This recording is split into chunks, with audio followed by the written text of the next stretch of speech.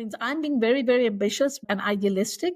But it is possible. If people have been able to proliferate bad knowledge and talk about Islam in this most negative way, how can we also, as people who truly believe me, I truly believe in it, and I have found my direction in life by being a Muslim and being a better human being because I'm a Muslim, how do I share this with others and make them see that what you talk about is not what we believe? Millions of us don't live the way you are talking Muslims live. You are just seeing a slice of some people. So there are other communities like that who are also being misconstrued and misrepresented. How do we bring them in a positive? Yeah, I'm definitely committed from a technical angle with AI and things like that. I think we'll have a follow-up podcast if you're willing. First, let me give you one last thing about peace in Islam. Our greeting to one another, right, is always Assalamu alaikum. May peace be upon you. And so you return, alaikum assalam, may peace be on you too. So peace is that's beautiful. The way we greet one another. May you have peace. We don't say may you have well-being and lots of children and lots of wealth or something. We always say may you have peace, because peace is such an important. But how do you get peace? Now the retribution question comes, right?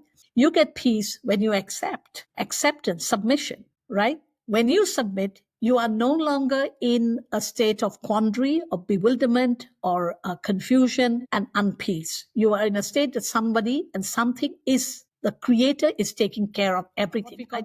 Everybody is born a Muslim. Okay, not the religion, the submission. Every human is created, right? Humans don't come from nowhere. They don't. What do you mean by Muslim? What does that word mean? That word Muslim means the one who is in submission. Okay. So it's not an adherent to Islam. It's just the word means you are in submission, period. Yeah, period. You're a Muslim. Your human is a Muslim. You're born in submission. You're born, you're created, you are human, you're Muslim. Now, when you follow Islam as a religion, is something else. My dad would love this. Everybody, right? The word human, you can just replace it with Muslim. Muslim means a human.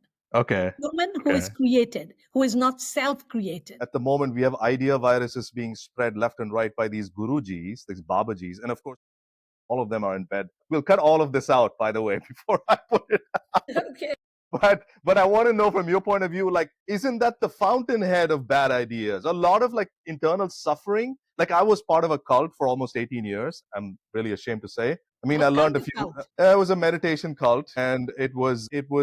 I got in when I was 17 years old, and just they brainwash you from day one. I mean, the premise of the cult was like, look, you can meditate and all of these things, but they smuggled in so many metaphysical ideas into it that were so maladaptive. I saw for example, my parents, like, they started splitting. Like I could see the fissures in the relationship because they were like very like puritanical in the cult, like, right. As I was reading through it, that's one of the questions I want to ask you is, like, if you talk about peace in general, it seems like a luxury belief, right? Like, and it's like, as long as we have our inner city kids always being deprived, or, people who have been, like subjugated for 3,000 years in India under the caste system, like, until we honestly remedy that, like, it'll always be a luxury belief. It'll just be the elite privileged people talking about these, abstract ideas, and just remain in that sphere. Yeah. I think you have hit the thing that whose peace? Right. Whose peace are we talking about? Who controls this very concept that we are in a peaceful state or not in a peaceful state? For some people, yes, economic well-being, and you are having good, infrastructure, you are having clean water, you are having clean, good roads and communication, you have internet, all of that creates condition in which we can connect. But there are lots of people who don't have those privileges. Right. So what is that state of being? 80% of India. 80% of India, yeah. So, and many all over the world. What is right. Very true. Very true. So whose peace are we talking about? Is it in this privileged Western world that we live in, and then we say everything is functioning and we are in a peaceful world? Do you have any low-hanging fruit ideas? Now that we have AI and all of this abundance that's upon us, can you think of some low-hanging ideas, low-hanging fruit, where we can keep nudging along and keep moving, like operationalizing peace? How do we operationalize peace? Oh, what a wonderful question you ask. I am trying to develop a concept called peace humanities, and I'm still in a very initial stage of thinking what I want this peace humanities to, what shape I want to give it. But I'm starting with cultural forms, okay?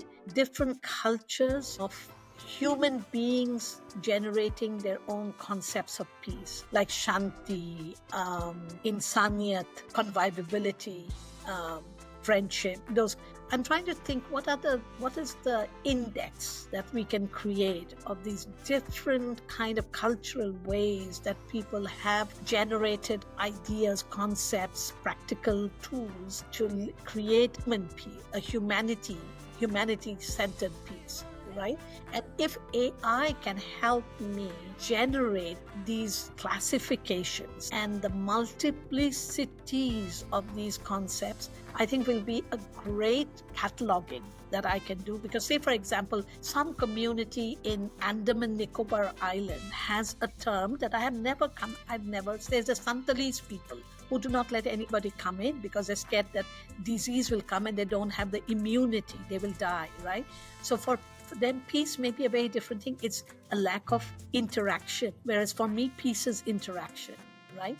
Being in connection. So now Muslims, say, for example, have become very, again, as you said, enclave type of ghettoized society. You belong to this little sect, you are part of my community, you belong to that sect. Oh, it has become like that? Yeah, a lot. Again, is this around the world, or is it global, or India specific? All over the world. India, maybe it is a little less sometimes, I find. Really? Because people are not so knowledgeable about the religion to start bickering about this rule and that rule and, that way of doing things and this way of doing things. But he said, no, I want to. Means it's your choice. We are not asking you to do anything. This is what we do. If you want, you choose. If you don't want to choose, that's your decision. But if you force something, there is a whole surah in Islam that basically says, you to your religion and me to mine, except on the day of judgment, you will bear witness that I am a Muslim and you're not a Muslim. Because we do believe in the world, we are accountable. Hence this concept of responsibilities and rights. We have all the rights to think whatever we want, but we also have responsibilities.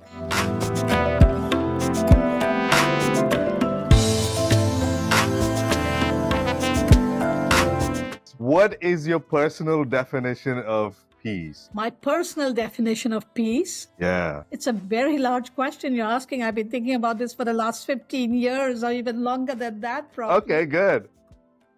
It means, of course, if you think personal, it's a concept of being in harmony with yourself, right? It's a kind of introspective way of living in the world, in awareness of not just your external reality, but also your internal approaches, how you see the world and how you interact and how you engage and connect with the world. And those connections, particularly with people and non-humans, can give you a sense of a vastness of the reality, right? Which is not controlled, which can be both in a place of always becoming and evolving. And the process of evolving and becoming involves both tension and possibilities. And so for me, peace is that kind of the possibility of being in sync with myself and people around me and the non-human in a way that it sort of blends and connects rather than disconnects. So at the personal level, if I had to use a term, I would call it friendship with the world. When I am in a friendly, amicable relation with the world, I feel a sense of peace. When I feel that I am not in that place of seeing the world as a friendly space and building friendships with people and non-humans, that tension produces a kind of uncertainty, and that makes me unpeaceful. But I don't know what that uncertainty is. Is it conflict? Is it violence? Or is it just the unknowingness that what lies ahead? Not that we can predict what lies ahead, but a sense of being in relationship, which, as I said, friendship and conviviality, right, is to me a personal sense of peace. But that does not mean that can be the definition of peace. The world cannot always be in a state of friendship in a way, or friendship with everyone. Rather, it always requires a kind of balancing a balancing between being and becoming. And that becoming can produce tension. Now, as historians, sometimes we say becoming is a state of conflict, war, you sort of lead to some new changes. And can that be a direction for peace for the world, that we sort of become, we always strive to become something. And in that process, we create a horizon of a possibility of reaching not a goal, not a destination, but of a journeying towards a better self. And is that the way that we forge a way forward for peace? Through understanding, but also through sometimes constructive disagreement, that we need to work it out, right? So peace is not, to me, something that is just a given or a state of being that is free of total tension. Peace for me is confronting tension, but always creating a positive pathway for solving certain issues that can lead to a better interconnected and interdependent relationship. And in the past, people have talked about these treaties and agreements and all of that as for peace, or some people will talk about economic well-being as a way of peace, or people talk about, social kind of movements and nonviolence as peace. Now, all of those combine together in order to create what we will consider a state of peace. And a state of peace is not permanent. You always have to work for it. Like the individual has to work, the community or the larger society also have to work for it. So peace is always a forward-looking movement in a direction that lead to better relationships. That's how I can give, in a very commonsensical way. I'm not just theorizing about it, but actually seeing what are the processes that lead us towards understanding that peace, the conditions that we create that allows for better relationship, are conditions of peace. But there's no definition. I cannot give you a definition of peace. Is it Shanti, right, in the Indian sense? But Shanti can also be complacency. It can be sometimes disconnecting, right? I just go introspectively inward and just sort of say, okay, I live in a bubble, and that is a peaceful bubble for me. But I think peace constantly has to be negotiated in a way that we understand that we live in a plural world that requires a balancing between people with power, people without power, to sort of see that there's a common goal that they all have to work together in order to share this world together. And that is a peaceful condition. I have a funny thought when you said Shanti. What I find it very interesting, in Tamil Nadu, in Tamil language, Shanti Muhurtam. Have you heard of that term, Shanti Muhurtam? No. Shanti Muhurtam is the first night when the couple consummate. That is Shanti. Now you connect, right? And so I think that maybe in a different way, one can think that connection right. Makes us realize that we live in interdependency, right? We don't live in exclusivity. And so peace is a relationship, between people and beyond people. Well, I almost this is a personal angle towards peace, Yasmin. I mean, it seems to me that it's like also peace is, this is kind of underplayed, I feel. It's such a personal endeavor. Like you have to, what I'm gathering from you is it is quite an intellectual process to live a peaceful life, and both personally as well as towards other people. Like you can't just approach it with a very visceral feeling. There is a visceral sense of peace, but it's also very much of an intellectual exercise. Like, look, I'm going to treat you as an equal. Right. At so many levels. But then I think to myself, well, in my example, there was a very short period of time where I decided I'm going to be fucking nice to people, and I'm not going to and I felt really bad about the relationships. I hurt people and so on, and I apologized for many of them. But it was once that happened, 3 or 4 years ago, like I said, the world seemed much more like I was walking through velvet. It was peaceful. People are being back nice to you. They're like you. They're saying nice things back to you, or they just kind of there's a convivial, like you're saying, a relationship that sort of immediately, whoever it is, and it's is this what Gandhi was talking about? Be the change you want to see in this world. This is exactly you just one tweak and you'll experience the rebound effect almost instantaneously, it seems like. Yeah, I agree with you to a large extent when you're saying that, it is, you have to first find a way that you exude or you express a positive attitude towards people. You are fair and just. And then that energy returns to you in a positive way. And you suddenly feel that the world around you is a nice world. People are not bad. You can trust them. They are all, just like you, struggling for similar things and wanting to have a good life together. And that makes you peaceful. But that means peace has to be understood in so many different ways, right? Sure. Justice, peace, like some people would say justice with mutual respect would be peace, like what you're saying, mutual respect, right? But justice I can be just to another person, but is society equally just? So you have to create societies that are just, right?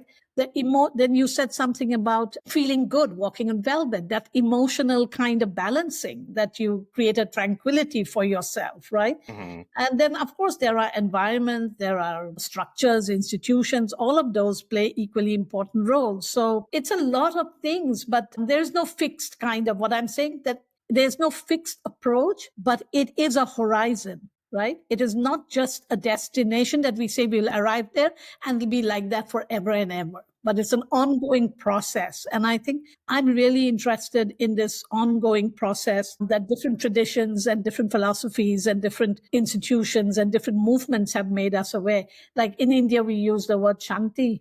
In Islam, we use the word salam. In Western world, we use the word peace. Each of them have somewhat different connotations, but the goal is very similar, I think. But I do sort of distinguish between this inner spiritual journey of peace and the larger societal approach to peace and what that could be. But there is an internal, external kind of dynamics that only when we are internally, there's an inner kind of awareness of living in peace that we start creating the environment of peace. Now, how much that can really be carried out and executed by ordinary people like you and I, that is another question. Who creates the conditions of peace at a larger societal level? Yeah, and a lot of that has to do with community and state and all of these systems where we need to create in order to foster and facilitate all of that, right?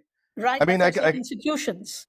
Right. As I was reading through it, that's one of the questions I want to ask you is, like, if you talk about peace in general, it seems like a luxury belief, right? Like, and it's like, as long as we have our inner city kids always being deprived, or, people who have been, like subjugated for 3,000 years in India under the caste system, like, until we honestly remedy that, like, it'll always be a luxury belief. It'll just be the elite privileged people talking about these, abstract ideas and just remain in that sphere. Yeah. I think you have hit the thing that whose peace? Right. Whose peace are we talking about? Who controls this very concept that we are in a peaceful state or not in a peaceful state? For some people, yes, economic well-being, and you are having good, infrastructure, you are having clean water, you are having clean, good roads and communication, you have internet, all of that creates condition in which we can connect. But there are lots of people who don't have those privileges. Right. So what is that state of being? 80% of India. 80% of India, yeah. So, and many all over the world. What is right? Very true. Very true. So, whose peace are we talking about? Is it in this privileged Western world that we live in, and then we say everything is functioning and we are in a peaceful world? But is the world really functioning? Whose world, right? I felt peaceful coming to the Midwest, way more than I felt in Bangalore, India. Yeah, I can agree with you. Yeah, it looks like everything is working. Everything works. 24 hours. The roads are safe. We have, You can call the police if the shit hits the fan, right? Yeah. And they'll show up. And so that is a person like, say, Johan Gultung, who was the kind of the big founder, thinker of peace, would say, that's positive peace, where the whole society is working for the improvement of human well-being, but in a very external way. What is talking? Everything is functioning.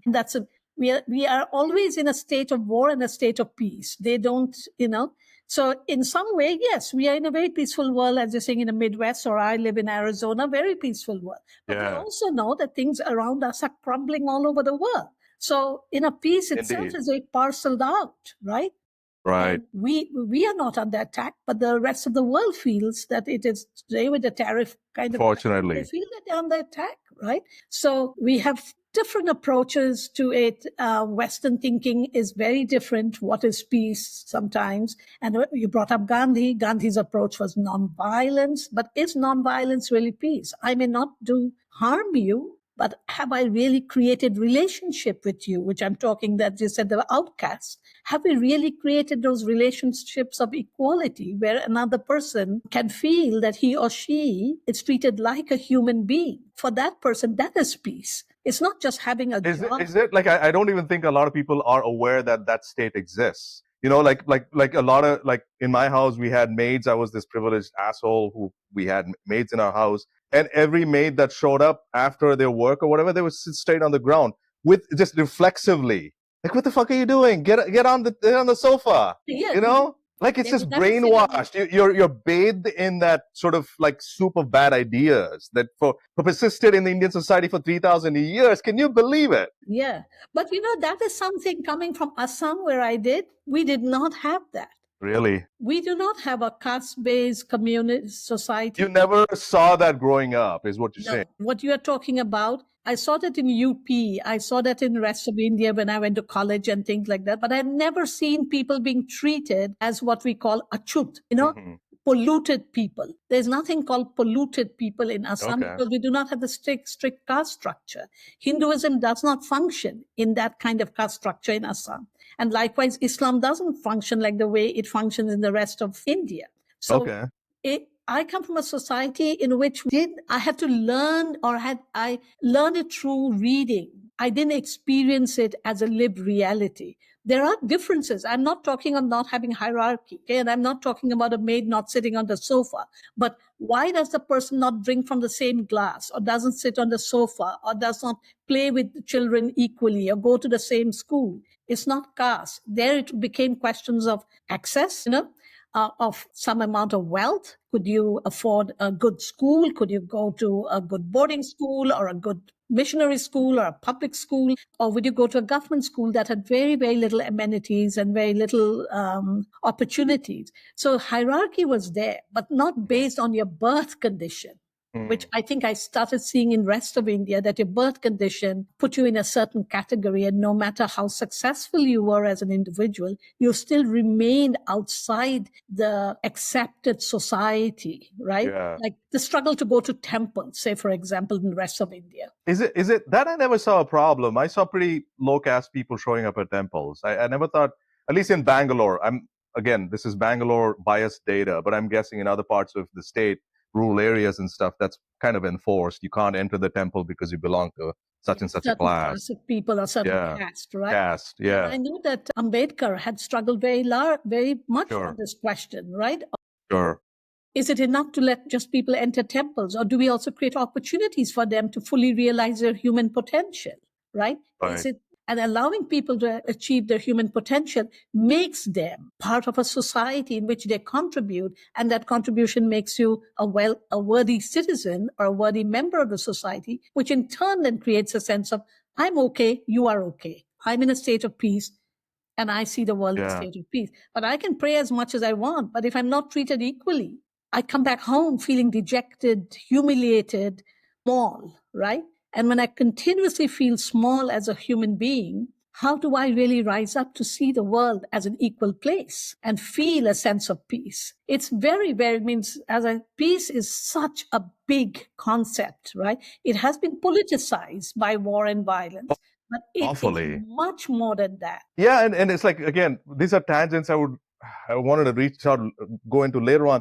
But again, this whole idea that, peacekeeping forces and the state having all this kinetic monopoly, power over kinetic power monopoly. It's like we think of peace as that. And it's so overdue for humanity for us to say, all right, look, guys, the whole idea of peace and facilitating peaceful societies and stuff, it has to come from a very grassroots, bottom up. There's just like, I know I'm making your point of the book, but it is like, what are we doing with this whole, like, are we going to go bring priests to Ukraine or this country or that country? Like, no, this is has to be such a grassroots approach. There is no other, like, we can't bomb our way into, like, what are we thinking? It has to be an organic process. As I said, you can't. Do you really think we still need like kinetic force? Like we need violence? Do you think isn't that run its course? It's more than run its course. It is not producing any possibility. The question of possibility, the possibility of being human, right? It doesn't come with force, and you cannot impose it. You cannot say, I've created a state of peace. You have to feel peaceful. As you started your first question, what is the personal thing? Do I personally feel I am well off? I'm good. I'm in a state of equilibrium within myself. You see, and you can't impose that. You can't just tell them tomorrow, like with a magic wand. Yesterday was war, today is peace. No, the transition has to be local, has to be coming from inside. Yeah. Has to be you and me involved in it. And we have to be, we have to be included in this discussion. It just cannot be a piece of paper saying it is over. Now go on with your business as if nothing has happened. No, how do you resolve all the deaths that have happened, all the killings that have taken place, all the losses that you have suffered, the kind of displacement that you have experienced? How do you come to terms with those things? That has to be something that is an internal process for which only people who are themselves, I'm not saying that you have to experience violence in order to work for peace. But I'm saying that we ordinary people have to be part of the discussion to say what works for us. And each place, it is not one size fits all. It'll be different in different places, right? What people need, maybe now the Rohingyas in the camps in Bangladesh, stuck there for years and years, what they need to have a peaceful life is different from what you need sitting in the Midwest. So you can't say, okay, because we are not fighting a war in America, we are okay, or you and I are not displaced. Yes, you had to leave your home and migrate. Why did you have to come here? If you ask, for education, for your personal well-being, and you could choose that path because you were given those conditions and you were given those opportunities. Not everybody has that. So you cannot impose it. It's not peace cannot be an imposition. Peace has to come organically from within, in which ordinary people are involved in figuring it out what works for them. Yeah, and a lot of peace also comes from this, like you were to your earlier point, like this kind of internal intellectual compass, so to speak. Like you almost have to realize your connectedness with everything and everybody and all of these things, right? And then if you look at a country like India, at the moment, we have idea viruses being spread left and right by these gurujis, these babajis, and of course, politicians, and all of them are in bed. We'll cut all of this out, by the way, before I put it out. Okay. But I want to know from your point of view, like, isn't that the fountainhead of bad ideas? A lot of like internal suffering. Like I was part of a cult for almost 18 years. I'm really ashamed to say. I mean, I learned a few. It was a meditation cult, and it was. I got in when I was 17 years old, and just they brainwash you from day one. I mean, the premise of the cult was like, look, you can meditate and all of these things, but they smuggled in so many metaphysical ideas into it that were so maladaptive. I saw for example, my parents, like, they started splitting. Like I could see the fissures in the relationship because they were like very like puritanical in the cult. Like, sex was kind of like, looked down upon. It was kind of a very carnal thing people did. So I could see my parents kind of drift apart because of those sort of ideas. And then all the other bad ideas, like they always give you prepackaged easy answers for hard, complex questions that require you to deliberate over it. And the cult kept giving them simple answers, and everything was your samskara, your past whatever impressions and stuff. Like, no, you got to work at these things. Like, these are not going to just evaporate just because you ascribed it to samskara. Anyways, I'm giving you a microcosm of that. Like, these are bad ideas just kind of vibrating through our, the zeitgeist in India. And it's like, when are we going to lop the heads off these people who have a microphone, for hell's sake? Yeah. No, but I agree with you that they turn it around and make it look like you do the work of your past life, as if you do know your past life or your future life. What you have is here and now. And what is the here and now in which you're living? And what are your desires that you can fulfill without trampling on other people's desires, right? It cannot be at the cost of others, the fairness, the justice that I talk. If you want a just world, you also have to be just to yourself. You have to be fair to yourself. You have to be able to express yourself in a way that has meaning to you and does not destroy you as a human being. Carnal desires can also destroy you as a human being if you do not think about the rights of the other person. Otherwise, there'll be rape, if you think of it, right? It is rape if the other person does. So it has to be mutually discussed and understood. And if you take it from the personal to the societal, that's what I'm saying. It has to be in dialogue, in conversation and discussion, and not just forced on anybody. I totally agree, but I'm just saying that the Gurujis have such an outsized impact in India. It's like we don't talk about the big elephant in the room, that these guys are like, like spreading bad ideas that are affecting the well-being of the entire nation. Like we are a very unhappy nation in India, and and like we keep getting this happiness index ratings, and people keep rejecting them, thinking, the quick copium is that it's because the Western people have a skewed idea about happiness, and it's not. It's actually based on very concrete metrics. The Danish, or rather the Finnish, came up with appropriate metrics. But again, you go to India, you stand in the vibe, you get the vibe of like unhappiness. Unfortunately, it's just like it's hard to escape that, and we romanticize a lot of that. Like, oh my God, look how much of a smile this poor person puts on, even though they're not going to make it to the next meal. Like, no, that's not the point. The West loves to exoticize and romanticize. Oh my God, yeah. India, particularly. And it percolates into like policy making ultimately. Yeah, it is. It is into policy because that's what we are seeing, right? That it's a non-violent country. Everybody is in a state of nirvana there, in a way, right? Moksha, they have all received in the Islamic sense, right? They've all got it. But no, it is a kind of suppression, a kind of, as I said, the humiliation is an everyday phenomenon, whether you are an outcast Hindu, you are a minority Christian or a Muslim or a person from the tribal areas of the north. You're facing this violence, humiliation every day. What do people do? As you said, people put on a smile because you have to live with hope. If you do not live with hope and just constantly despair, you will crumble and just break apart. So that's where the power of all these gurujis and mullahs and all kinds of people come in. They are politicians.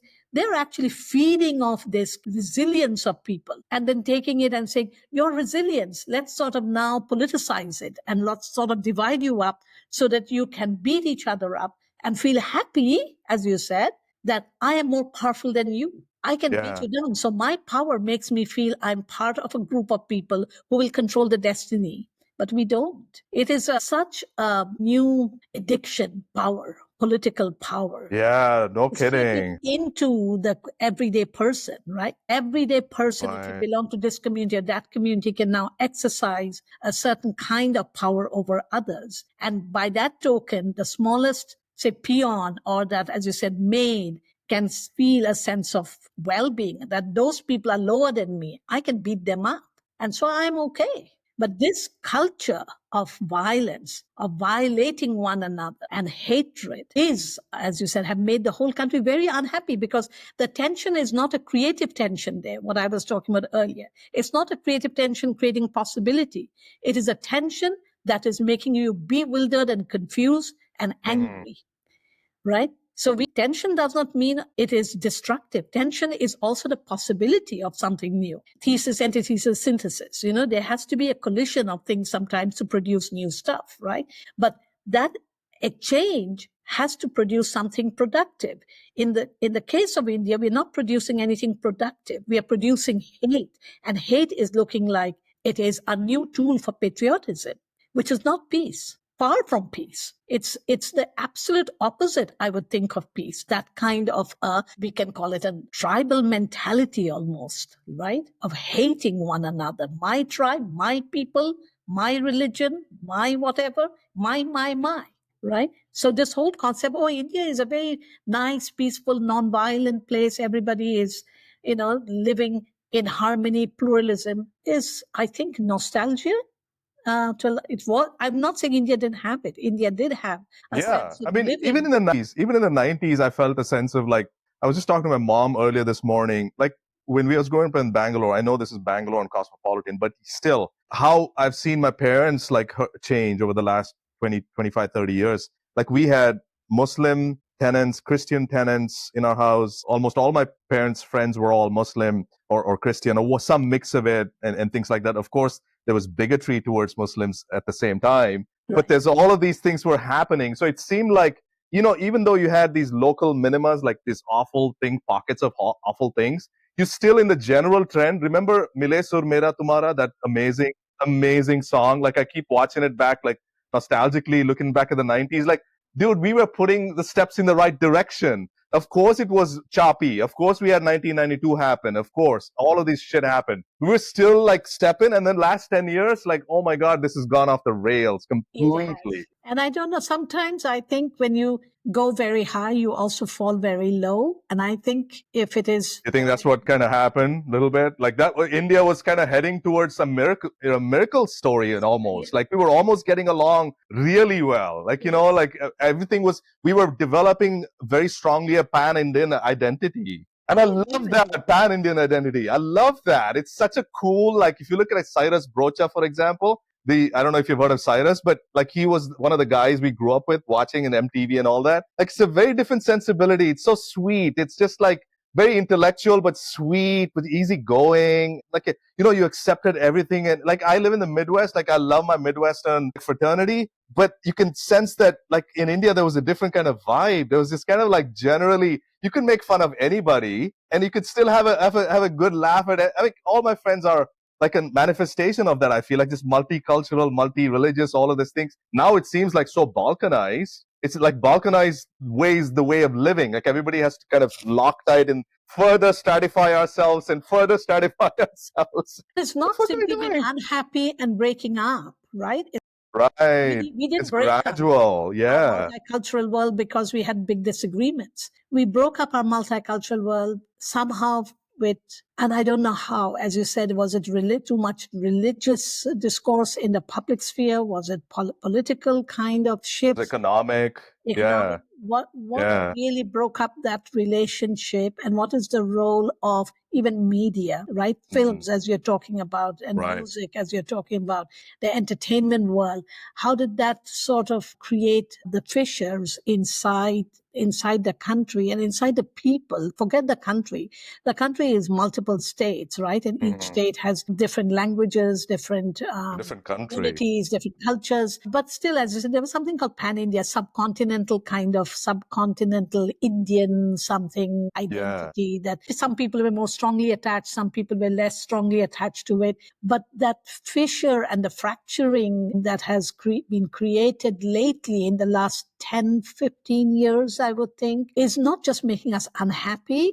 I would push it even further, that we have become fearful.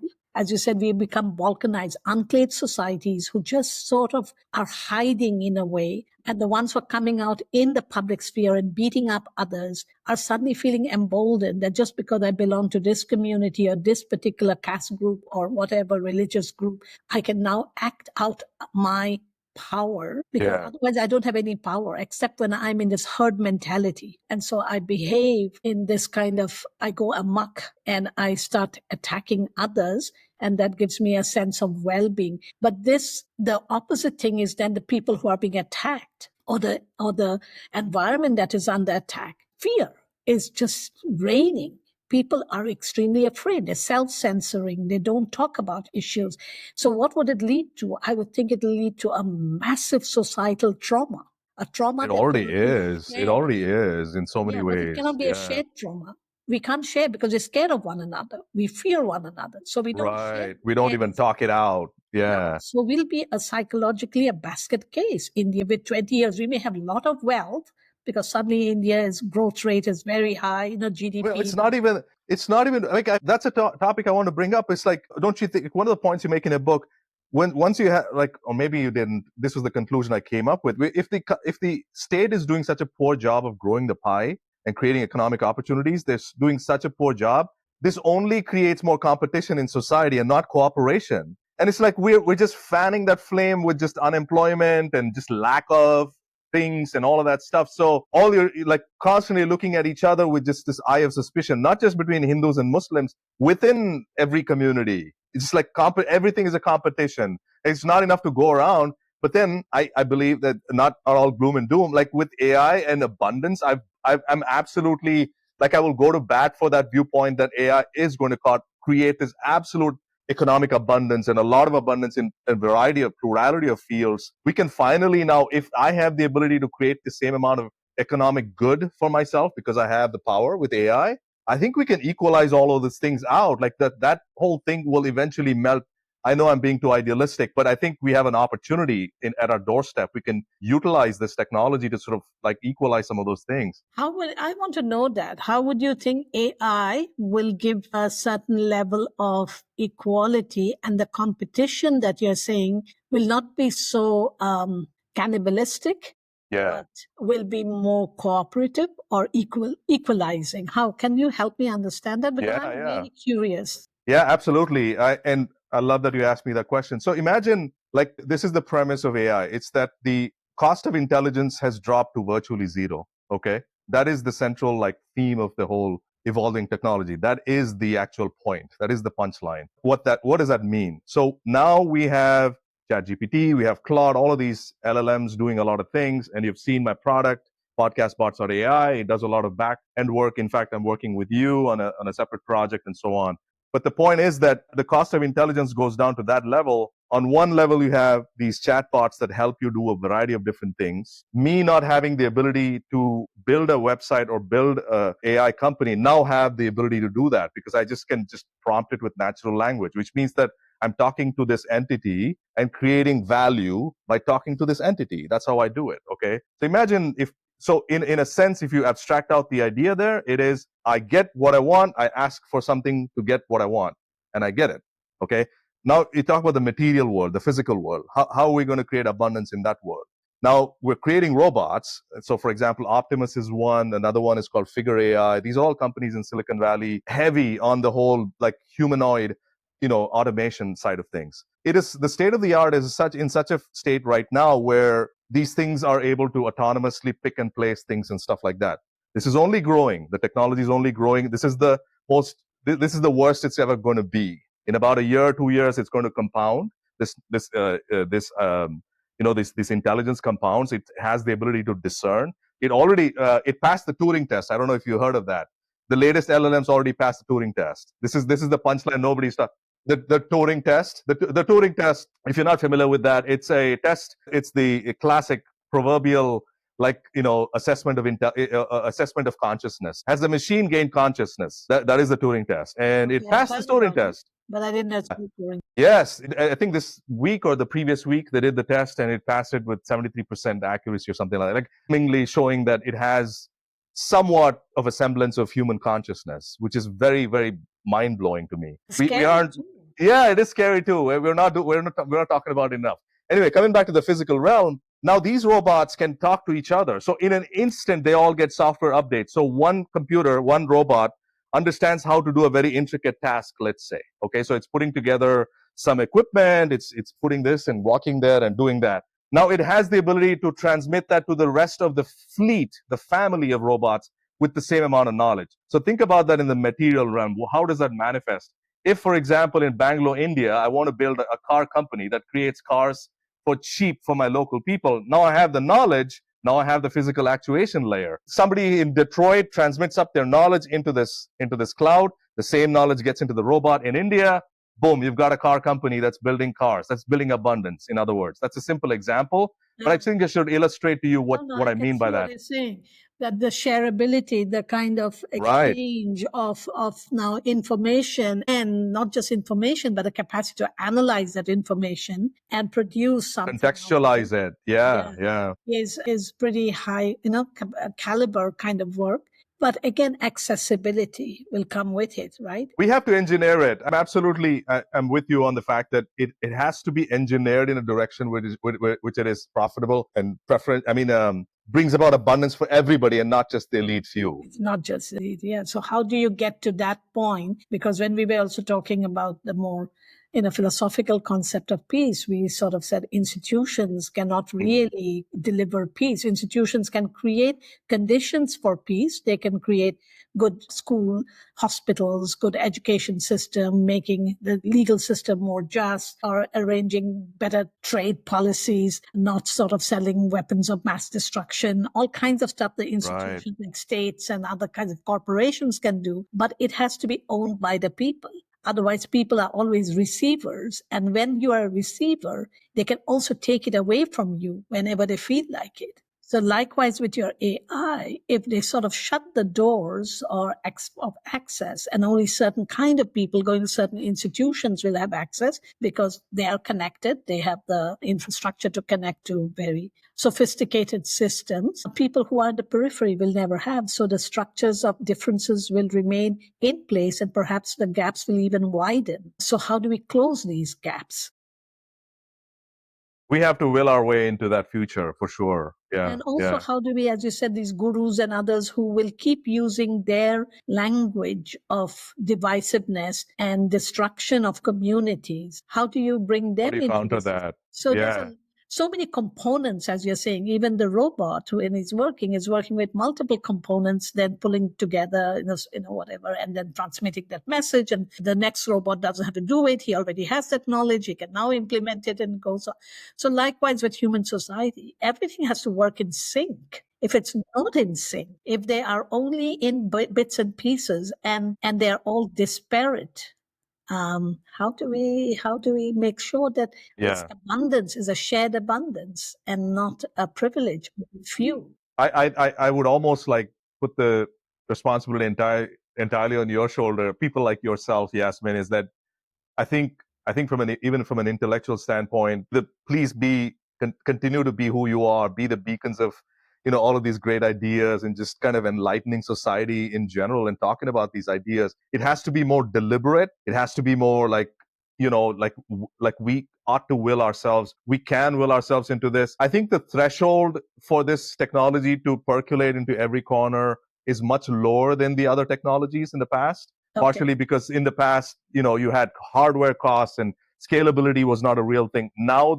as the intelligence, the cost of intelligence drops, the threshold for this to kind of easily get into, like your phones, for example, will have agents that could help even the illiterate people in India. I mean, the proof of concept, what I've developed with this application, I mean, in theory, you could have a guy just literally talking to a phone, find podcast guests, book them, and have a conversation. It could be in a village, whatever it is. Like, you don't have to learn how to read to go Google something. It's just like voice interfaced right now, and just kind of like keep working on that. So, I mean, I take it upon myself very much, like that is the core premise of the company that I've started, is that this has to be, I mean, of course it's fun to do all these things, but it has to be sort of like enabling humanity to advance the next baby step. That's a noble thing that you're thinking about. It's really... Yeah, it's fun. Peace is fun. Like, why don't we talk about, like, it's so much fun to just hang out and eat all the foods, isn't it? Like, what? Like, who wants suffering? Who the fuck wants suffering? Why isn't it intuitively obvious? Yeah, but at the same time, only when you suffer something, you understand the pain of others. Indeed. If we all live in a state of constant self-indulgence in a way, we have it all the time, we will just assume everybody else does. But because we are conscientious people, even though I think we live a pretty, kind of easy life. Absolutely. That we think about the well-being of others probably comes from some moral core, and that moral core was part of our upbringing, our education, the world in which we grew up in India in the 70s and 80s. You're much younger than me. I grew up in the world of the 70s and 80s. I went to college in the 80s. It was a different world where you still travel second class, and it was perfectly normal for students to travel second class all the way from third class to Delhi. It was fun. It was fun. And even the co-passengers would be so kind to us. We'd make so much noise. And people never ask what religion you belong to. People would share their food. It was a different kind of community created even in a train in India. Now it is not. Now you have, people don't even, I believe people start beating each other up based on the clothes they're wearing. And people have died because of the clothes, right? That young man who was wearing some pajama kurta many years ago was pulled out and was killed because he was deemed from physically to be a Muslim. So, it's a different world. So how do we continue to be aware and living in that kind of awareness that the well-being of others has an equal place in my life as my own well-being matters to me? I cannot live in the world alone. I only live peacefully in the world when my world around me is peaceful. Otherwise, I'll hunker down and live in a kind of bunker, right? Because I cannot interact with others because everything around me is collapsing. So I don't think people in India at the moment, there are a lot of many well-meaning and I think highly, very sincere and very dedicated people. Otherwise, that country would not be functioning even now as the way it's functioning. People are still thinking about plurality, still thinking about the people with less privileges. There's still some people are going out of the way to provide and do things and make sacrifices and all of that. So, yeah, I agree with you that suffering should be reduced, not just for people like us, but for the people who have had the worst in their life. Absolutely. It's like a universal requirement. Man, what was I going to say? I completely forgot what I was going to say. But I so agree with you. I was talking about when you say reduce suffering. Yes, like this is such a maladaptive construct, not a construct, but just like our systems that we've created, economic systems and all of these things that are this zero-sum idea of prosperity like we have in our society, all of these things. Anyway, so on a more positive note, I think the zero-sum game is kind of seen its end with AI. If we play our cards right, we can play positive sum games and so on. One thing I did want to say on a positive note in India, I did notice last week that the BJP was distributing these vouchers or packages to Muslim people on Eid. And I thought that was a wonderful gesture. We did not acknowledge it as much because, the crowd of people on the internet, as much as they hate one party or the other or hate the BJP, like they're unwilling to take that as a goodwill gesture and like optics, blah, blah, blah. But look what happened. They even cared about the optics for a change. I agree. Yeah, if you do more of that, it'll be fine. It'll be sometimes fine. You start seeing those other people who don't have clean drinking water, who don't have, a good meal at the end of the day. And I was happy to see that. Empathizing. I thought the YouTubers and the people who, like you were talking about earlier, people who really have scruples and look at India as truly a pluralistic society that has great potential. I think they had an impact. They spoke up enough. It happened in the last elections. We saw the needle moving in the other direction, and now we have this kind of softening of a stance. Good. I'm glad we're we'll start with that gesture. We'll keep going. We'll keep putting pressure. Maybe this is the kind of immune reaction we needed as a country, right? Like all the antibodies came together and like, fuck you, we're not going to stand for this.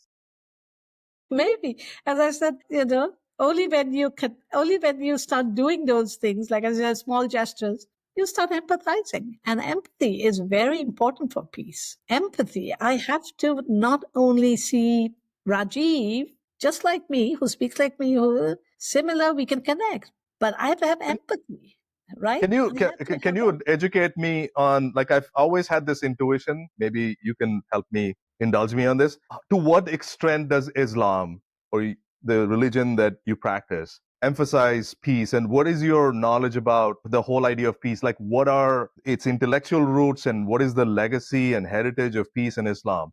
Because we always hear the other side of things in India as we grow up. But I want to know, like, I have experienced a deep sense of awful. This is what I'm going to say. I always felt like Muslim people always were like cooler. They were like chiller. They had in popular India. Of course, I have a lot of cool Hindu friends and Christian friends too. But there was something about Muslim friends that was just something different. And I felt like, man, what is at the core of that? Maybe you can shine some light on that for me, Yasmin. Okay, that's a big question that you are asking.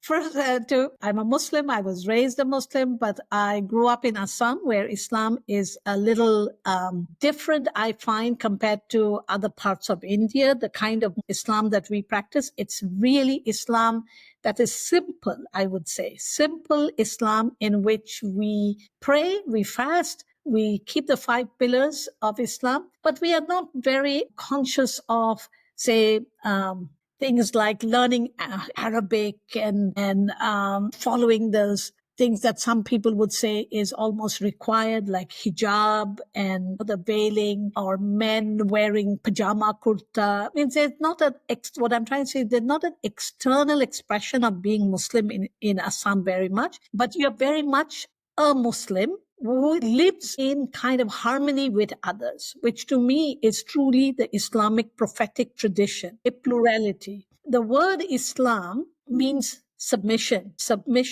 Not know that. higher authority, submission, learning that the human is small and the divine is the totality, and that there is a singular aspect, there's a singularity in the divine, hence monotheism, that you do not worship anybody but a singular divine, which we call Allah.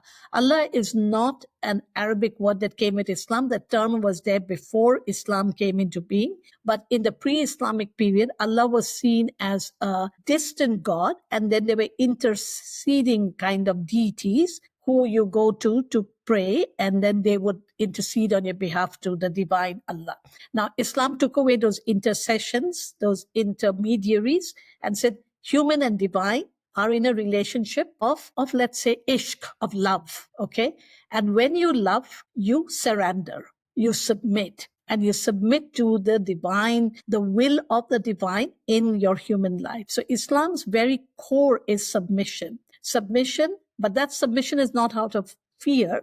The submission is out of love, ishq. I love you so much that I'm willing to go by the rules of your principles, the rules that you have laid, that as a human, I will always adore you, respect you, believe in your presence. And the divine is just total. In Islam, the divine is everywhere. Everything exists only because of the divine. Every aspect of life is a reflection of the divine.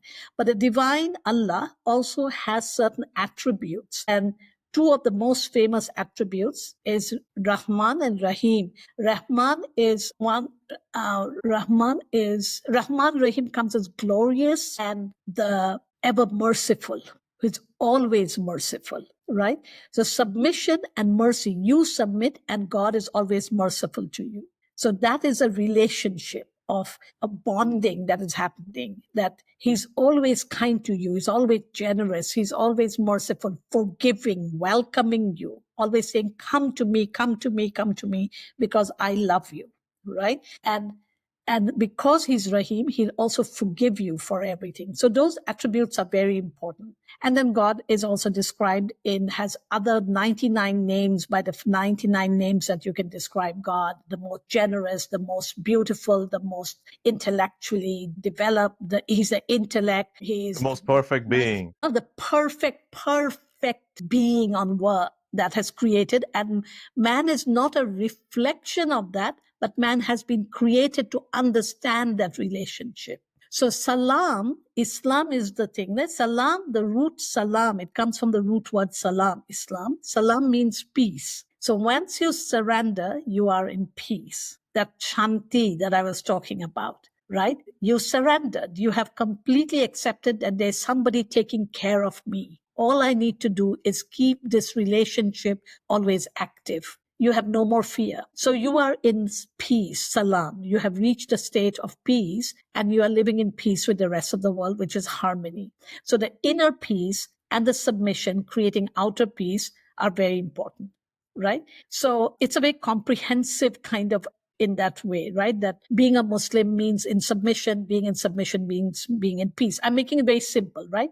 But there's also the social dimension of it. It is not simply me and myself. So Muslims, as you're saying, sometimes you said, oh, my friends were like kind of easy people. They got along this and that, because there's social dimension of community building. Islam really believes that you must constantly live in a community. You are not alone. And the world, entire humankind is your family.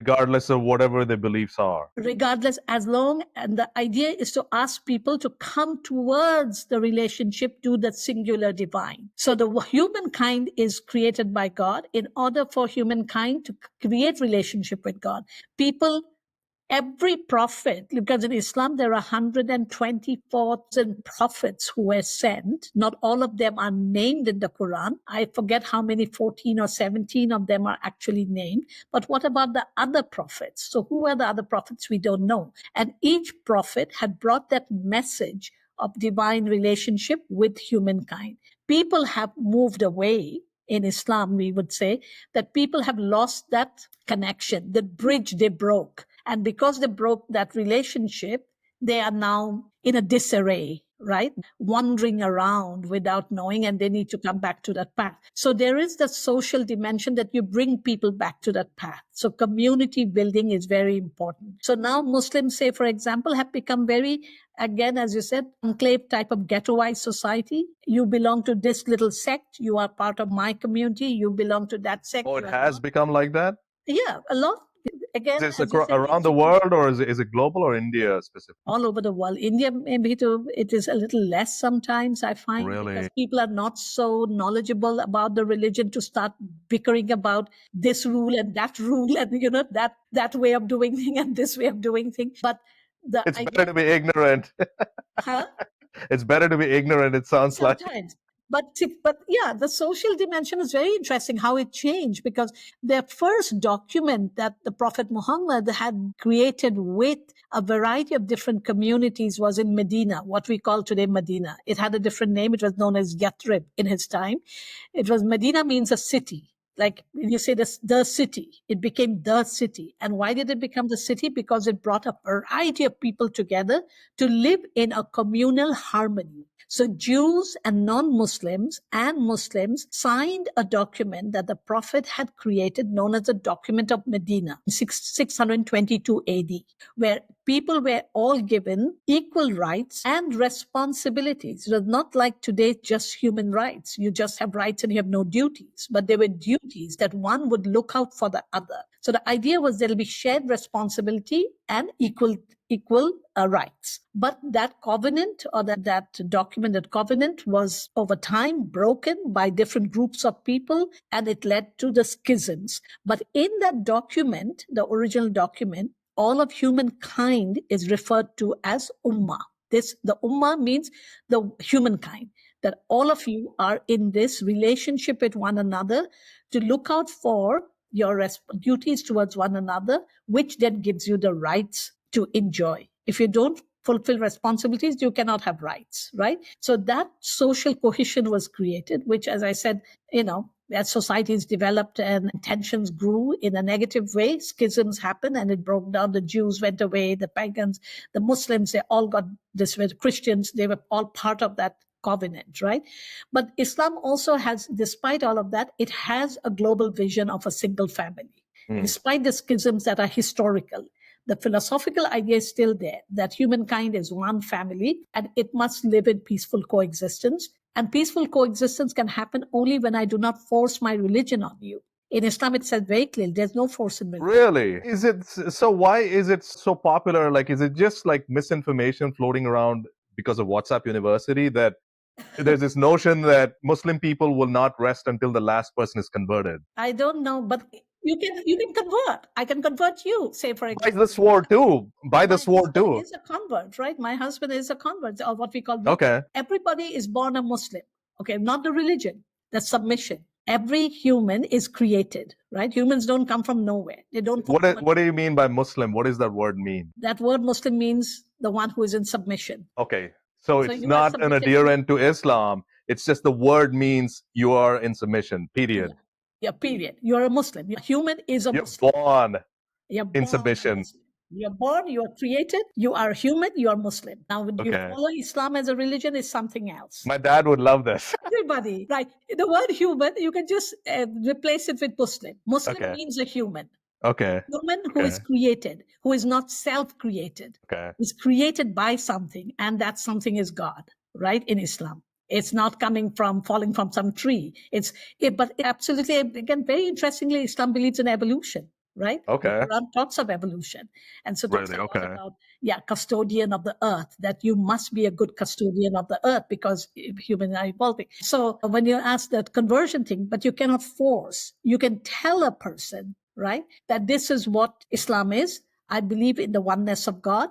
And I believe that humans are created and that we have to live in harmony in order for us to return to the place of where we came from, which is that love that I talked about. I came from the divine, I returned to the divine, right? But if Can I come clean on something, Yasmin? Something is bugging me. Can I interrupt you briefly, please? Absolutely. I tried to read the Quran back in 2015 and 2014, actually, 11 years ago. And I got till about maybe a third of it, if that. Of course, I was brainwashed to believe Islam has got a lot of the stereotypes that typically are spread on WhatsApp University. And the one consistent theme I noticed is that there is this kind of notion of this retributive being. It's consistent. And I threw the towel in. I was like, this is sounding like a very insecure person, constantly wanting to punish you. What's up with that? Okay, that's a very good question. First, let me give you one last thing about peace in Islam. Our greeting to one another, right, is always Assalamu alaikum. May peace be upon you. And so you return, alaikum assalam, may peace be on you too. So peace is that's beautiful. The way we greet one another. May you have peace. We don't say may you have well-being and lots of children and lots of wealth or something. We always say may you have peace, because peace is such an important. But how do you get peace? Now the retribution question comes, right? You get peace when you accept, acceptance, submission, right? When you submit, you are no longer in a state of quandary or bewilderment or confusion and unpeace. You are in a state that somebody and something is, the creator is taking care of everything. I don't have to be so bothered. The world will. But if you transgress, I will punish you, though. No, transgress only if you take another as your God. No other transgression God will not forgive in Islam. Rahman and Rahim will forgive you for every other transgression, maybe, except the transgression of shirk, what we call, is taking other gods as equal to that one singular creator, right? Creator is unique in Islam, one only. Do you think we can upgrade that? We can make it more like easier, or you think it's already happened and that therefore you've lived a life of a much more of a liberal streak of Islam? It has happened in what way? Like you grew up with not such a fundamentalist interpretation of the retributive element of Islam. Yeah, my parents, but my grandparents, all of them are very plural, and I can tell you the kind of maternal and paternal grandparents that I had, who had a very long before interfaith discussions were part of people's tradition. It was in our homes, interfaith tradition. So nobody tried to impose any religion. There was a lot of discussion about religion, but never an imposition.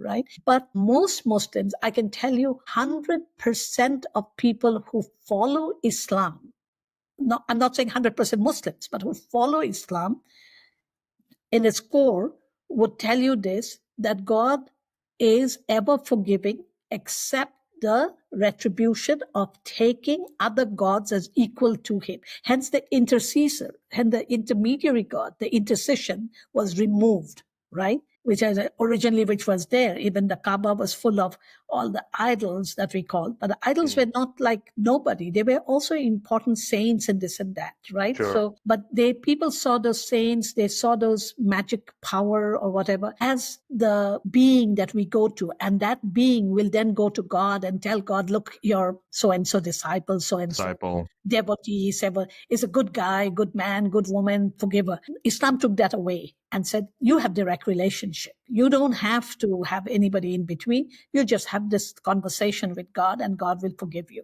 So you are absolutely right. In Quran, that one thing that is repeated over and over again, right? Through these stories of the different prophets or different kinds of messages. Some of it's extremely philosophical, where God says, I will not forgive you taking other gods as equal to me. So I go back, my mother was a professor of philosophy. So she was deeply she used to teach Hindu philosophy. Okay. So we used to learn a lot about Hinduism. And my mother was very particularly interested in Vedantas. But the concept of Brahma, that oneness, is also there in Hinduism. Brahma is the ultimate God. These are all deities in between. The three gods, Shiva, Vishnu, and Brahma, are actually one, right? And moksha can only happen when you go to Brahma. You cannot go to Kali and have moksha, if I understand it properly. You have to merge into Brahma. And that's when you have moksha. The samskara is all over. Life and death is over. You are now merged. Now, if you take that concept, okay, it's not very, I think, different from the concept of Allah as a singular being who is there. Now, only the intermediaries in Islam have been removed, right? And so you go directly and you pray directly. You don't need anybody. You know your prayer. I pray 5 times a day. You do? Yeah, I pray 5 Wow, times a day. that's so cool. Yeah, I have been we do everything, but we are also very liberal, because this is what Islam taught us, that accept others for who they are and not impose. You can tell them that this is what I do. And it's like, even when my husband converted, I never asked him to convert. In fact, my mother told him, you cannot convert. My mother was very insistent. She said, no, you cannot convert. And he said, no, I want to. It means it's your choice. We are not asking you to do anything. This is what we do. If you want, you choose. If you don't want to choose, that's your decision. But if you force something, there is a whole surah in Islam that basically says, you to your religion and me to mine, except on the day of judgment, you will bear witness that I am a Muslim and you're not a Muslim. Because we do believe in the world, we are accountable. Hence this concept of responsibilities and rights. We have all the rights to think whatever we want, but we also have responsibility. So at the end of life, we have to hold ourselves accountable. How did I live my life?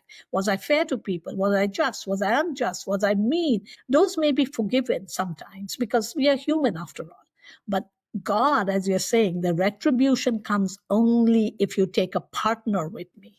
If you thought there were 5 other, let me give it to you in today's language, how that one will understand wealth. If I make money wealth, my God, I'm going to go after this now. This is going to give me ultimate happiness. All I need is money. I've created a God out of money. I don't need other kind of deities. I don't need other kind of idols. Money has become my idol, right? That is making, so balance is very important in Islam, equilibrium, balance, maintaining a middle path, what is also called wasatiyya, which is again connects very well to Buddhism. The middle path, not in anything in excess. Don't make gods out of things, like even education. Oh, I'm so bright, I'm so this, I'll get this job, I have made it. And education is going to open all the doors of knowledge for me. No, there are a lot of things that are not known. They're not seen. They're unseen. So gods need not be just some deity I make up and I put it out there. I can make gods out of things. So the whole concept of la ilaha illallah, the concept oneness. There is no God but Allah. Oneness. Oneness is critical in Islam. And I think that looks like somewhat like retribution. Why can't I have a plurality? Human are plural though. In Islam, it says very clearly, I have made you into different nations and tribes, into man and woman and all kinds, so that you may know one another from your difference. Difference is important in human society, so that we live in harmony and create social cohesion. God did not make everybody same. That's there's a whole surah on this. There's a whole verse on this saying, I have made you different. You will be of different nations. You will be of different tribes. You will be of different genders, but of black and white, brown, Arab and non-Arab and whatever, so that you know one another. God is asking. I feel like I'm a Muslim too, except that I don't pray 5 times a day.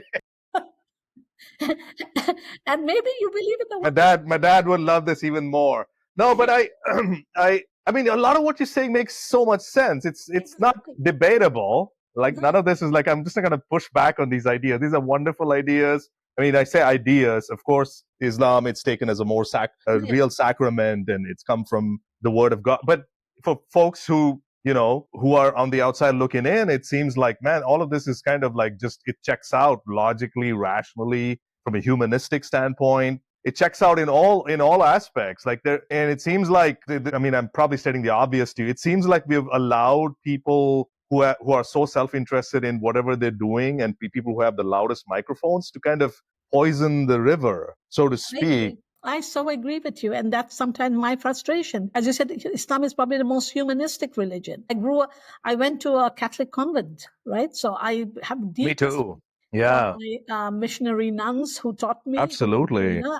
Then I went to Aligarh Muslim University as a student in class 11. Then I came to the US to do my master's. So I've been exposed to a lot. And I said, my mother was a professor of philosophy, of Hindu philosophy. I grew up with a family. A Muslim lady studying Vedanta. Yeah, and she studied in Nagpur. That was probably so normal. That was probably normal back in the day. Nobody rolled their eyes at it. They're probably like, oh, that's what she's studying. Okay, that's what she loves. Metaphysics, Right. Metaphysics. That's what she was interested in. But she studied in Nagpur, in Maharashtra, right? And my father was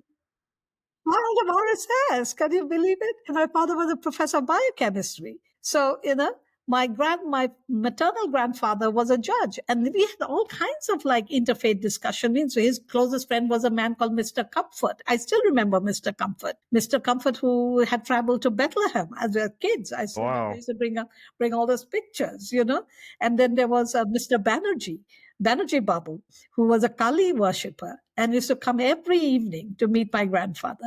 There were fakirs. I would never forget those fakirs, Hindu sadhus and Muslim fakirs, who would show up anytime at the day or night and ask food and things like that. As you said, you grew up with a lot of Muslim and Hindu Christian tenets.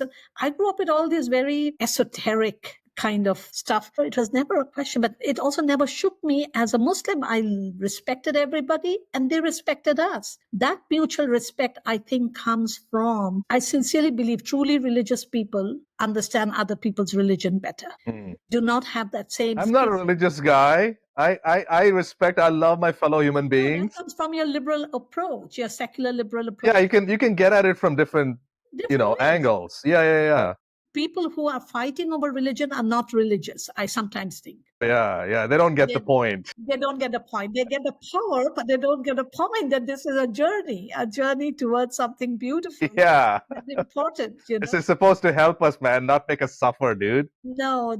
I really think that truly religious people don't have to fight over it. They know that they are on a journey for something similar to see. Yeah, the experience of relationship. just like, even like, I don't want to underplay the fact that, this whole idea of like subjugation of animals, you've written in your book too, not seeing the oneness with animals and stuff like that. I mean, I gotta tell you, Yasmin, it's been like, it's sometimes ignorance is bliss, but unfortunately, once you get red pilled about this stuff, your heart breaks, especially when it comes to animals. And it's like, I did a podcast with this animal rights activist back in last year, from India, Varnika Singh, wonderful gal. She's single-handedly almost like, she works for the FIAPO, which is the Federation of Indian Association for Protection Organization, like this long thing. Anyway, so she's telling me all these awful things about animals. She gave me this PDF. It had all this, cows suffering. They're standing on their feet all day. When they get milk, they get pumped in all this stuff that is illegal. It's not legal anymore, so that they produce more milk. And, they're tethered like 90% of the time, which is the most inhumane things we could do. And then I have guilt over how I raised my dogs, the othering of dogs, talk about othering. It's like, what the fuck was I doing? I was so ignorant. I'm so embarrassed to admit this about animals. Like, holy shit. How did I not see the continuum in spirit? How did society not talk about this shit? Like, holy cow. But honestly, Muslims don't talk about it, but there's so many, besides the Quran, in Islam, there is another thing called the Sunnah, the traditions of the Prophet, right? And the Hadith, the thing. So there are these Hadith that are sound Hadith, which have been verified and have been corroborated and have been really tested that they did this actually, did the Prophet really do this and they did not do it. And they have been really tested and figured out that they are true and they're sound. And there's so many of them about animal rights, right? And there's so many, like the camel, the rights of the camel and how the camel speaks and complains about how the camel has been treated by his owner, or the hen, how you slaughter the hen and how the hen tells you. There's so many stories of the cats and the dogs and all of the Muslims are not paying attention. They're only paying attention to one single small, sometimes checked section of the Hadith and the Sunnah, but not these sections where non-humans have a lot of right. And on the day of accountability that Muslims believe, all of these creatures will bear witness against you if you are treated them poorly. I can't imagine the reckoning. I mean, we have a reckoning as humanity. You will be. I mean, we look at slavery as one embarrassing thing, or the Nazi, thing as embarrassing for humanity. This is going to be such a massive embarrassment. Like, think about 5,000 years of using horses as beasts of burden and all of these things, right? Like, holy shit, multiple millennia of like extreme exploitation of animals. Views. The way we are today, I'm not saying we become vegetarian or something. It means we all eat meat. So that's so many of us in the world, right? But how is this meat produced? How is how was that animal taken care of before? Now it shows up in the grocery store. That's it. Let's forget the food. Muslims are supposed to pay attention, but Muslims, as you see, Eid comes around, we are just gobbling food, we are just eating as if there's no tomorrow, as much meat as possible, and they'll fight about meat now. In India, there's a huge issue about beef. Okay, you want to eat your beef, eat, but do you know how your cattle was raised? How well the cattle was treated? How did the cattle get to move around? Did the cattle get good grass to eat? Or did you just pump it with steroids and other kinds of food that just will become meat for you to just consume? Muslims are not thinking, but it is part of the tradition. I mean, people are not thinking. It's just not just Muslims. I'm not even talking about others. I'm talking Muslims. I know, but I'm just saying this is a pervasive problem. This is just like humanity is asleep at the wheel. Text. It is in your text. Yeah, true. You have been made as a custodian of the earth. Humans are custodians. If as custodians you're abusing it, you are not doing what God, who will account. So retribution is not simply you did this and what were the wrongs you did? Who did you wrong? They have rights over you. There's something in Islam called hukuk al-ibad, the rights of the human. One human has a right over another human. And God says, I cannot even forgive you for that. If you have wronged somebody, that person has to forgive you. I cannot come. You wronged me, I will hold you accountable. You didn't believe in me as a singular deity, I will hold you accountable. But I cannot hold you accountable. You have to ask forgiveness. You have to go and ask forgiveness to the cat and the dog that you mistreated. Yeah, it is. It's a pretty harsh thing that way. People are taking it very casually. They think that they can just ravage the world. No, you will be held accountable for doing all that. You can go in any direction. So peace, going back to your original question, peace is living in, as I said, in harmony with everything around. With every indivisible, infinitesimally small atom of this world. How about that? Down to the atom. Down to the atom. Yes. You have to live in harmony. But that means always God conscious, that I didn't make any of this. Indeed, but I mean, I just think of it like it just even makes sense, right? Like Yasmin, even if I didn't believe in any religion or metaphysical ideas and stuff like that, like why? I mean, it just makes sense from even a reciprocal standpoint. If I'm nice to you and I have good intentions, I send good vibrations out to the world, and I try to live with scruples, it's just like it's a compounding equation at that point. You will not do then something that terribly hurts another person, right? And without a doubt. Yeah. Without a doubt. Like you're okay with it. Yeah. Even if you're on the losing end, I'm like, at least I didn't spread hate. At least that guy or girl won't hate me. Exactly. I'm at least have good vibes. And then don't you feel much better that I'm okay? Oh, you feel light. You can just live life the way you want. You can just chill out. Yeah, I have a question before I wrap this up. I know your time is at a premium. Actually, I have to I have to cook dinner for an old friend. I absolutely respect your time. So this is hopefully the last one. So do you have any low-hanging fruit ideas? Now that we have AI and all of this abundance that's upon us, can you think of some low-hanging ideas, low-hanging fruit, where we can keep nudging along and keep moving, like operationalizing peace? How do we operationalize peace? What a wonderful question you ask. I am trying to develop a concept called peace humanities, and I'm still in a very initial stage of thinking what I want this peace humanities to, what shape I want to give it. But I'm starting with cultural forms, okay? Different cultures of human beings generating their own concepts of peace, like shanti, insaniyat, convivability, friendship. Those I'm trying to think what is the index that we can create of these different kind of cultural ways that people have generated ideas, concepts, practical tools to create a humanity-centered peace. Right? And if AI can help me generate these classifications and the multiplicities of these concepts, I think will be a great cataloging that I can do. Because say, for example, some community in Andaman Nicobar Island has a term that there's the Santalese people who do not let anybody come in because they're scared that disease will come and they don't have the immunity. They will die, right? So for them, peace may be a very different thing. It's a lack of interaction. Whereas for me, peace is interaction, right? being in connection with others. So if I can create these absolutely even remote and unknown and unaccounted kind of concepts, bring them together and create a catalog of these pluralities of approaches of peace that humans have generated in the last, say, 3,000-4,000 years, as long as written documents have come around, would be a great help for me. It's not like an encyclopedia. First, just to start even with a catalog. Then you'll have to do the research, right? Yeah. It's just catalog of terms. I don't even know. I know few terms, but we don't know. I mean, there's communities all over the world. They've all sort of figured out how to live with one another. Some of them are conscious, some of them are not very conscious terms. But can we sort of bring them and show that there's a plurality. It's not just a treaty making. It's not, as you said, bomb and then come back and say, oh, we've created peace. We do peacekeeping force. We do conflict management, and this is peace. No, there are human ways of living peacefully. And I want to start trying to work on cataloging as much as possible to show we don't have to divide the world into Western and non-Western, the people who give peace, the people who receive peace, rather show that this is an organic human way of living. And each one of them deserves a place of recognition. Yeah, So that should not be of it as peace humanity.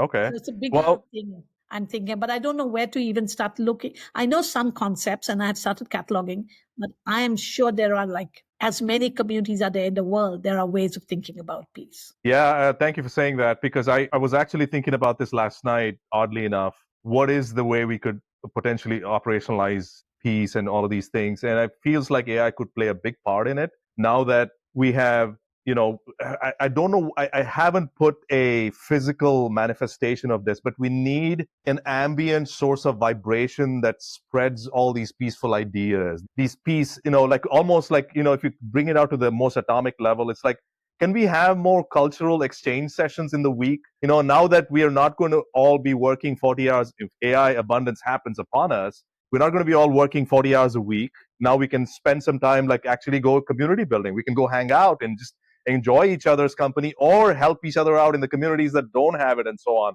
Because I'm having my needs met. I don't have to go to work. But just that's one physical manifestation. It almost feels like we can build almost like a fabric of just peace around the world with these kind of Yoda-like figures who understand the historical context and can give us wisdom on peace. And there's just peace stewards. Great visual thing you're talking about. The whole visual thing, the ambient thing, and the visual thing, going around and finding all these details and bringing it back to you. And this is a great picture. We got to keep hearing it. We have too much of the shitty internet, awful clickbait bullshit, flooding our. We could at least balance it out to some degree with all this good stuff. I know, I completely agree, but it's also recognition, right? Yeah. Once you can bring these absolutely remote or obscure or unknown ideas and put them side by side with Western concepts like human rights, this, that. Right. Give a sense of recognition, of dignity to human beings. And then you start saying, you may not be equally rich like a person living in but you're an equal human being. Yeah. And it's that proliferation, as you're saying, that broadening and that expanding and that making it horizontal rather than a vertical thing. We are creating a lateral relationship. I think maybe some people will buy the idea that we all live in this world together and we all have ideas. Let's share them. Let's share them as much as we can on the internet, on this or that, or write songs about it, do little cookery about it. It means people find different ways of expressing that idea, right? And I think if AI can be a tool for reconvening the world as one human place with a variety of people, with plural cultures, and yet everybody can share that and respect one another. Can you believe what it can do? At least we can start saying, I have mutual respect. I may not know you, I may not think, but I respect you as a human being. And that dignity can create incredible kind of capabilities of going back to what you were saying, a sense of happiness, a sense of well-being, living without fear, building trust, enjoying our human potential. It can do a lot more. Means I'm being very, very ambitious and idealistic, Yeah. It is possible. If people have been able to proliferate bad knowledge and talk about Islam in this most negative way, how can we also, as people who truly believe I truly believe in it, and I have found my direction in life by being a Muslim and being a better human being because I'm a Muslim, how do I share this with others and make them see that what you talk about is not what we believe? Millions of us don't live the way you are talking Muslims live. You are just seeing a slice of some people. So there are other communities like that who are also being misconstrued and misrepresented. How do we bring them in a positive? Yeah, I'm definitely committed from a technical angle with AI and things like that. I think we'll have a follow-up podcast if you're willing. Yes, I'll almost, okay, great. I want to build a tool that could maybe embody some of these ideas and say, okay, so it could maybe complement some of the stuff you're doing. And we can work together offline, and maybe we could demo it online and say, maybe this is certified by Yasmin Saikia. No, and let's think of something. If your AI can do a demo of, create a demo, think of a visual way of thinking about it. Sure. I would really be interested because people study things through visual aid. They don't read all of this, right? So the specifications that I'm talking, if those can be visualized, even if we find only 50 of them in the beginning, and 50 different concepts can be visualized into certain kind of things that people can relate to and can remember, inscribe it in their mind. Absolutely. Absolutely. Visual aid. That would be great if you could create a demo like that. Well, Dr. Saikia, it's such a privilege. Yasmin, this is such a privilege and a pleasure to have you on the Idea Sandbox. I hope we can stay connected. Like I said, we'll build a prototype and we'll... Absolutely. I have a lot of ideas I want to share with you and ask you for help. So I will keep bothering you. Fantastic. Fantastic. Have a good evening. Okay.